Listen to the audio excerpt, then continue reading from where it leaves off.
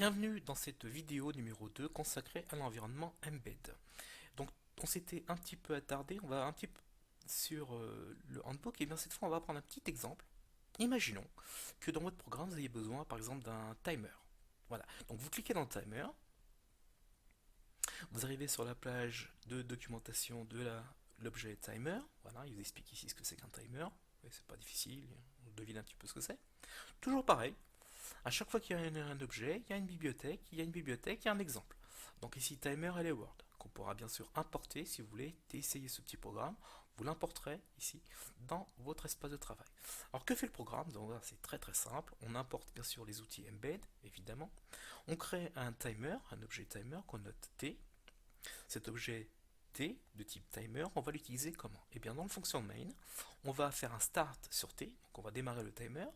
On envoie un message dans la console, voilà, un message de Hello World, encore, bienvenue le monde.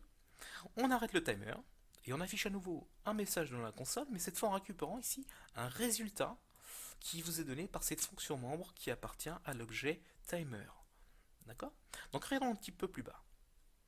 Donc là, vous avez la documentation de l'API. On pourra importer la classe et donc pour créer les objets timer directement ici en cliquant dans Import Library. Donc on se doute que les fonctions membres sont telles qu'on puisse démarrer le timer, qu'on puisse arrêter le timer, qu'on puisse remettre à zéro le timer et qu'on puisse lire le résultat fourni par le timer.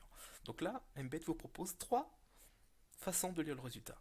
Soit de type flottant, ici, donc un float, et le résultat sera directement seconde.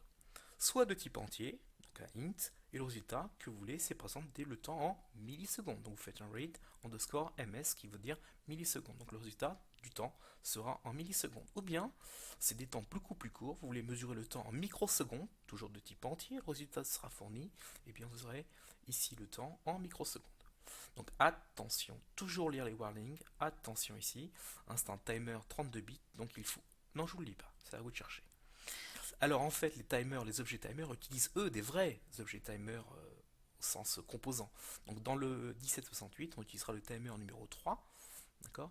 Et dans le U24, on utilisera le timer B1. Donc voilà, donc le timer, l'objet timer repose bien sûr sur un vrai timer, un vrai composant.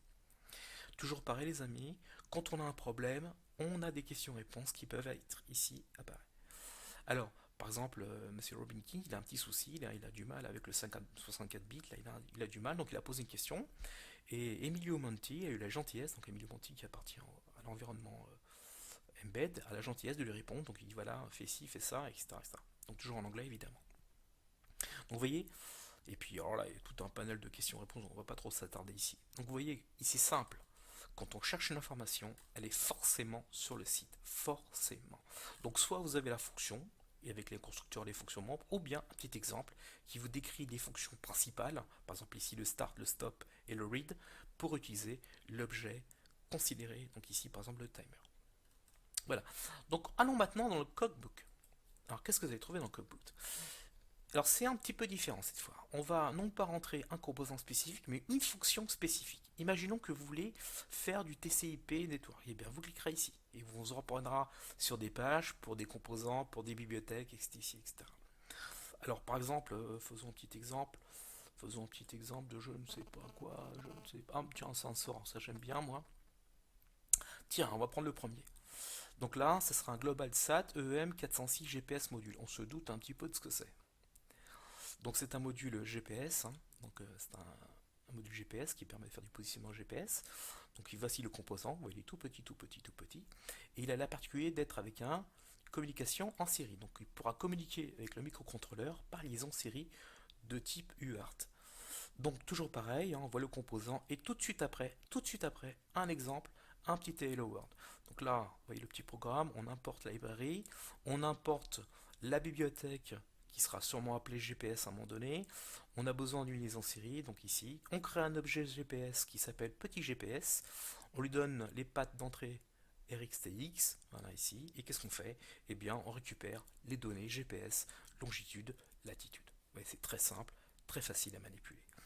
Un petit schéma d'implant sympathique, donc un LPC 1768, le module GPS ici, puis la connectique entre les uns et les autres ici. Un petit schéma d'implant et bien sûr la bibliothèque, la fameuse bibliothèque GPS. Donc cliquons dessus Donc elle a été conçue par Simon Ford, qui est l'un des fondateurs des outils Embed. C'est un ingénieur de chez ARM.